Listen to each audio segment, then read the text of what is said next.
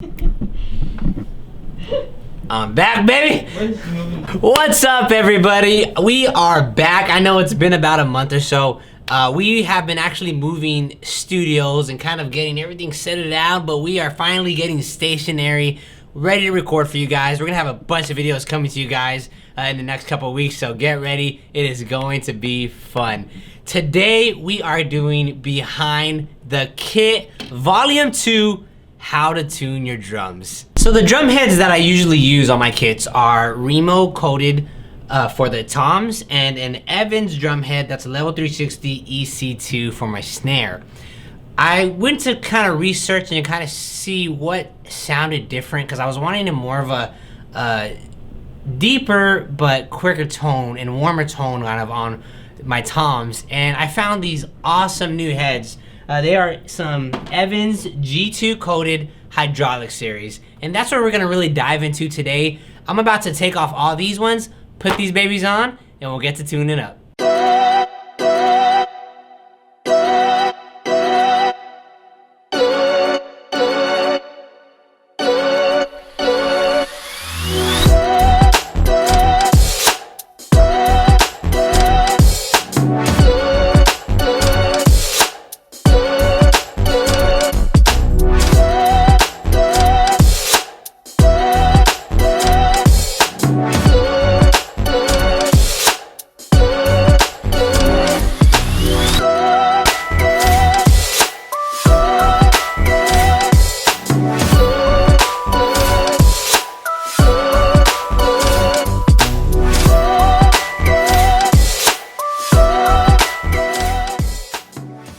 Okay, so we got all the tom heads off, which was a fun experience. So if you're new to drumming, if you're a professional in drumming, they have gadgets where you can put at the center of the drum and undo them all at once. They run about 70 to 100 bucks, just depending on where you find them.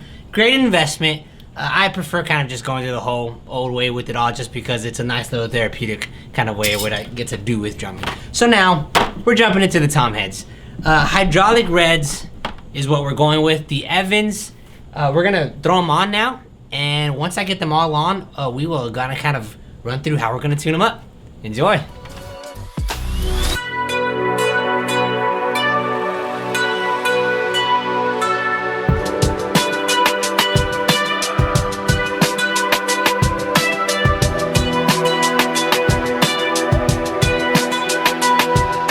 All right, last one. So kind of just to walk through, that way you can see what I was doing.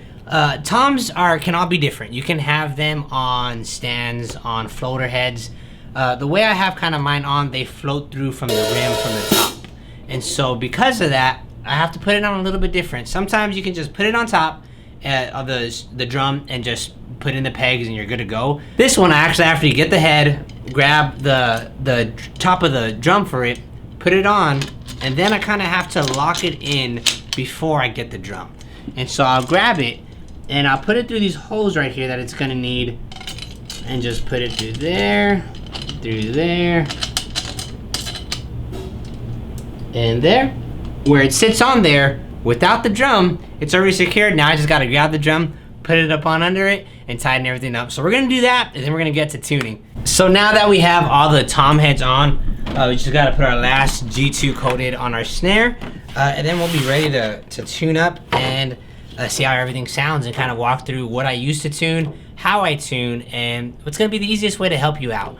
All right, so we got the heads on, and it takes probably about 25 minutes, depending on how many drums you have, depending on how long you've been doing it, depending on if you're in a rush. I wasn't really in a rush, but I was just trying to get them all down and get them settled. That way we can move on to the tuning part of it. So when you get them on out, they're not really gonna have a sound.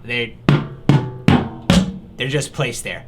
They will not have any tone whatsoever, and that's when our good little drum dial friend comes in.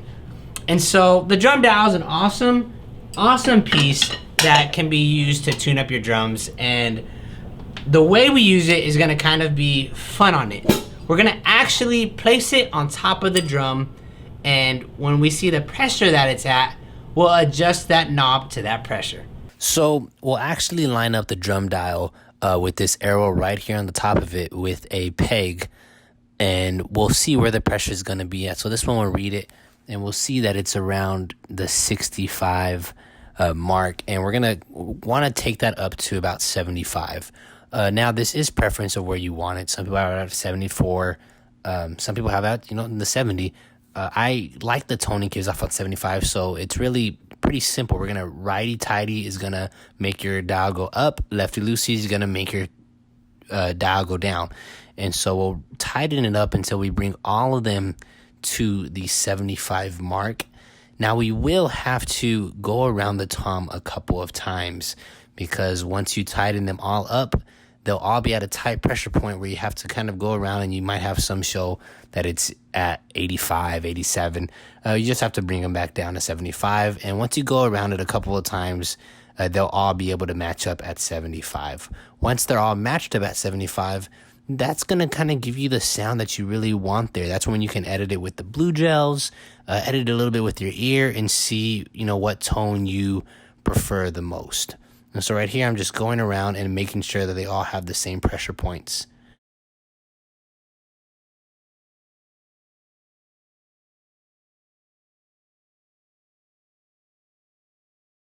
And that should do it. Match them all at 75. And so, remember for earlier in the video, when I hit it, it was just a simple, there was nothing out of it. Well, that turns into a nice, full gospel sound to it. We're gonna go ahead and do that through every drum. So the way I adjust them is I put them all on 75. I put 75 on the top, 74 on the bottom ones. And awesome thing about Drum Dial is that they include a pamphlet and a kind of a instruction manual on if you want to go after this sound on this type of wood of a drum set, on this size of a drum set. All you got to do is put it at this pressure point, and you'll get the best sound that you can get from it. And so we're going to go ahead and put each of them at 75. Then we'll get to my snare, because that one's going to be a little bit more different.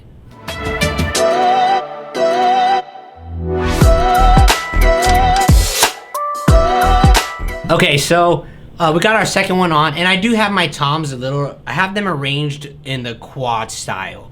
Instead of going first, second, third, four, I have first, second, third, fourth. We went over my first tom. My second tom, there, again, 75 all around. Now, an awesome thing you can use is blue gels. Blue gels will kind of depend on what your personal preference is. And so since I kind of use these to record with live streaming with the church, or live streaming with these videos, I kind of don't want a ring to last for longer than a half a second after I hit them.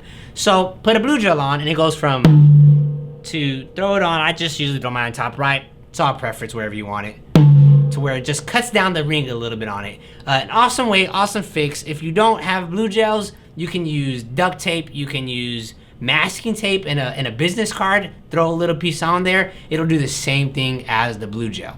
I just found that the blue gels last a little more efficiently with it. And so we're gonna go on to my third and fourth tom, and we'll be good to go. I got my third one on, and as we hit, we have the first one, second tom with the blue gel. Now my third tom, I add 2 blue gels. I just transfer them from my older heads. They're usually pretty good. Whenever they get too dirty, just take them under a sink, wash them with a little bit of dish soap, let them dry out. They'll be good to go again. And so my third tom, got a naturally sounding full again. I'll add these 2 blue gels. Now, I know you say, well, why do you put 1 on the second? Why do you put 2 on the third? Honestly, it's just because I've tried out so many different variations, and it really is whatever works for you. Some people have 4 on one tom. Some people have 1 on one tom. I've come to kind of like the sound of none on the first, 1 on the second, 2 on the third, and 3 on the floor tom. It sounds uniform, and it just kind of worked with it. So here's the third tom with 2 gels. So gonna be moving on to the floor tom. We'll add those gels on and be ready to go.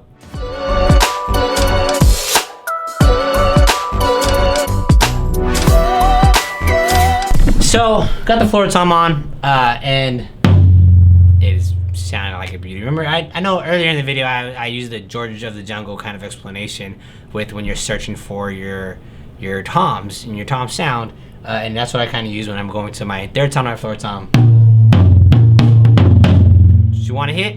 Sounds good. I know that was a fan favorite. I know I got somebody telling me how they really like that analogy. Now I'm gonna throw 3 blue gels on this fourth tom, which is down here, and just to, like I said, kind of damper up the sound and kill that echo that kind of rings into the mic.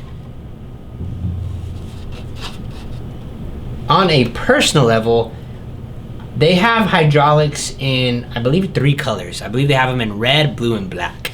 I chose red because my kit is kind of a wine color, and I just thought it matched really cool and looked really well. I'll probably try the black ones next, just because they did look kind of cool. But I did like how I'm able to see inside of it, which I'll show you how that looks later on in the video, and it's kind of a cool little look. And so there's my floor tom, and that is my toms. Now we're gonna move on to my snare. Snare's gonna be a little bit different.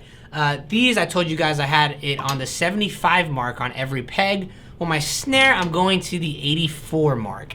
Why so tight? The snare, I prefer my snare to be really poppy, to just be, as soon as I hit it, I want it to just snap. And so I like a tight snare. I usually have to adjust these bottom 3 because once I start playing, when you start playing, it starts loosening where you're hitting the most. And this is where I hit the most, so I kind of have to adjust those every time I play.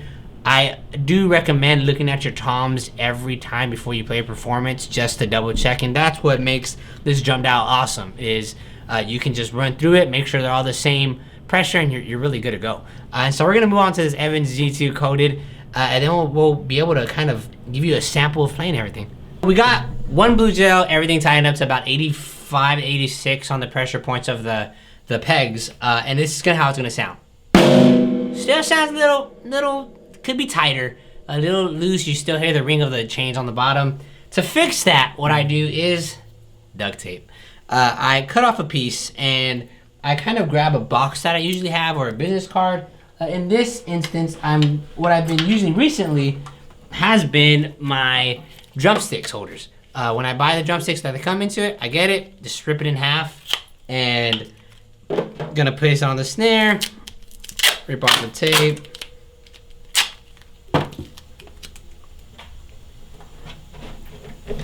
and I usually place everything on the side, just because, again, personal preference. I don't want it right here, I don't want it on the top, and what that does, now they do sell stuff actually where you don't have to get duct tape. There's a thing called a big fat snare, and it's kind of a ring that you put on here, and that'll do the same thing duct tape does. If you can find them, that's great.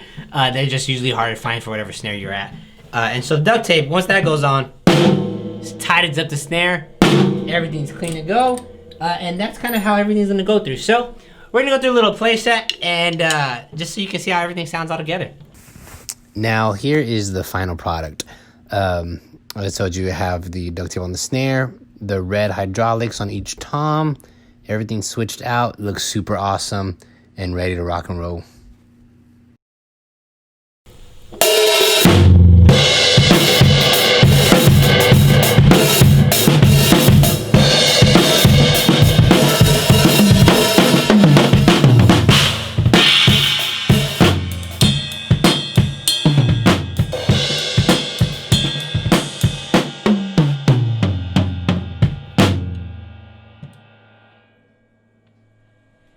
That is how the toms sound. The kit sounds great. I have added a couple other cymbals on here, kind of combined my K hybrid with my K darks, and it gives me just a sound that I really like going through. So guys, thank you for joining me behind the kit, volume 2, how to tune your drums. Drop your comments below. I'll throw a link to the drum dial below also, where you can find it. I was able to grab these heads from a local music store, Sound Vibrations, that are awesome. They will be able to give you the best deals that you even look for. And so enjoy your day. Keep on drumming. Keep on learning. Have a great day. Do not forget, like, subscribe, share this video. Let me know what you want to see more. Like I said, we are kind of back established in the studio, and we're going to want to get you guys some more drum covers, some more full band covers really, and it just kind of opened up this channel for a more broad area. So we love you. Thank you guys for watching. I appreciate you. Subscribe below. Have a great day. Behind the Kit with Isaac Rangel.